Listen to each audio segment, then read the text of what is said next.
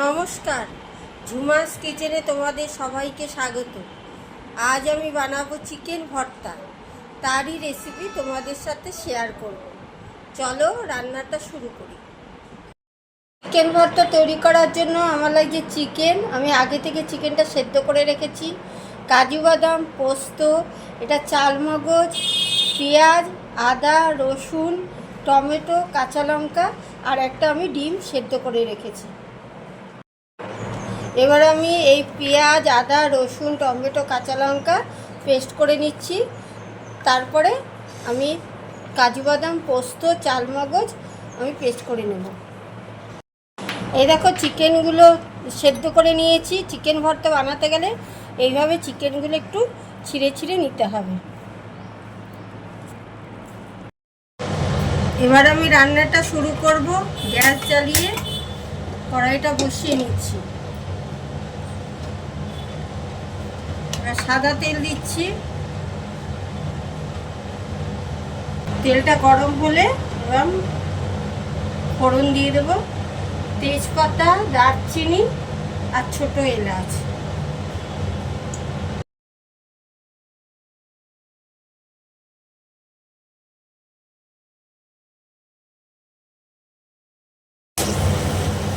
এবার দেখো ফোড়নটা হয়ে গেছে।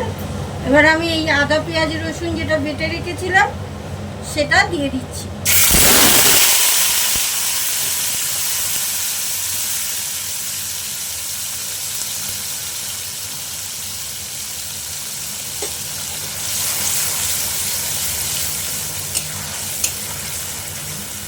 এবার এটা একটু ভালো করে কষিয়ে নিই। এলাকা এটা মশলাটা প্রায় কষানো হয়ে গেছে। এবার আমি এই চিকেনগুলো দিয়ে দিচ্ছি। যেগুলো চিকেনগুলো ছিঁড়ে রেখেছিলাম সেগুলো দিয়ে দিচ্ছি। দিয়ে একটু নাড়িয়ে নিচ্ছি। এবার আমি নুন, হলুদ, মিষ্টি দিয়ে দিই। এবার দেখো পরিমাণ মতো আমি নুন দিচ্ছি।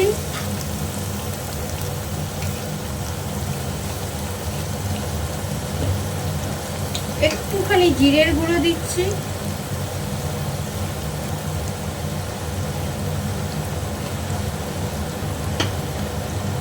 জিরের গুঁড়োটা অপশন, দিতেও পারো নাও দিতে পারো। একটু মিষ্টি দিয়ে দিলাম।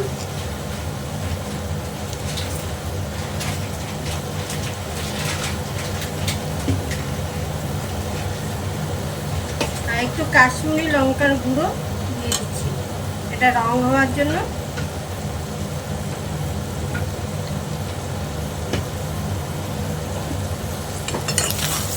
দিয়ে এবার ভালো করে নাড়াতে হবে। যখন এটা থেকে একটু তেল বেরিয়ে যাবে, কষানো হয়ে গেলে নিজের থেকে তেল বেরিয়ে যাবে, তখন আমি পোস্ত, কাজু বাদাম, একটু টক দই আর চালমগজ যেটা আমি পেস্ট করে রেখেছি সেটা দিয়ে দেব।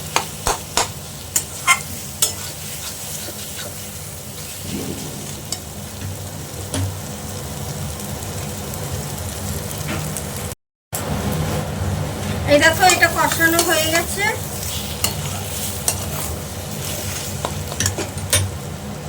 এবার আমি এই যে এই পেস্টটা দিয়ে দিচ্ছি।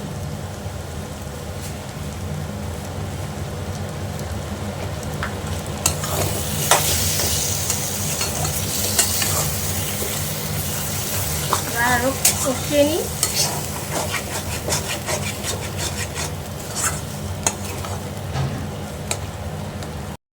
এবারে আমি যে ডিমটা সেদ্ধ করে রেখেছিলাম সেই ডিমটা একটু হাত দিয়ে একটুখানি ভেঙে দিয়েছি। দিয়ে এবার এটা মিশিয়ে দিচ্ছি।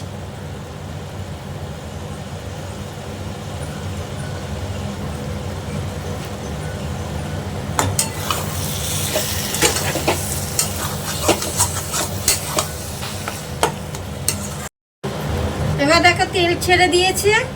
এবার আমি এই গরম মশলা অ্যাড করলাম।